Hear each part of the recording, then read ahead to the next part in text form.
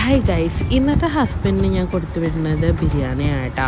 അപ്പോൾ ഇന്ന് ഞാൻ ബിരിയാണി ആദ്യം വെച്ച് കൊടുത്തിട്ടുണ്ട്, പിന്നെ 2 കഷ്ണങ്ങൾ അതിൻ്റെ മീതെ ഇട്ട് കൊടുത്തിട്ടുണ്ട് കേട്ടോ. അങ്ങനെ പിന്നെ സാലഡും പുളിങ്കറിയാണ് നമ്മൾ വെച്ച് കൊടുക്കുന്നത്. അതിൻ്റെ ഒപ്പം തന്നെ നമ്മുടെ ഫേവറേറ്റ് ആയിട്ടുള്ള വടുകപ്പുളിയും നാരങ്ങാച്ചാറ് വെച്ച് കൊടുത്തിട്ടുണ്ട്. ഈ സാലഡും പുളിങ്കറി എനിക്കിങ്ങനെ ചോറിൽ കംപ്ലീറ്റ് ആയിട്ട് മിക്സ് ആവണത് എനിക്കിഷ്ടമില്ല. അപ്പോൾ അതുകൊണ്ട് ഞാനത് ചെറിയൊരു വാഴയിൽ സെപ്പറേറ്റ് ചെയ്ത് വെച്ച് കൊടുത്തിട്ടുണ്ട് കേട്ടോ.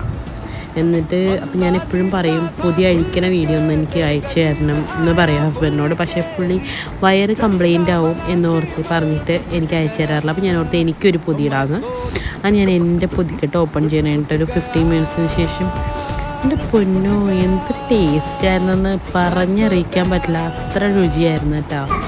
നമ്മൾ പ്ലേറ്റിലൊക്കെ കഴിക്കണേലും വ്യത്യസ്തമാണ് നമ്മൾ വാഴയിലേക്ക് കഴിക്കുമ്പോൾ അതിനെന്തൊരു മാജിക് ഉണ്ട്. അപ്പോൾ ഇഷ്ടപ്പെട്ടെങ്കിൽ സബ്സ്ക്രൈബ് ചെയ്യാൻ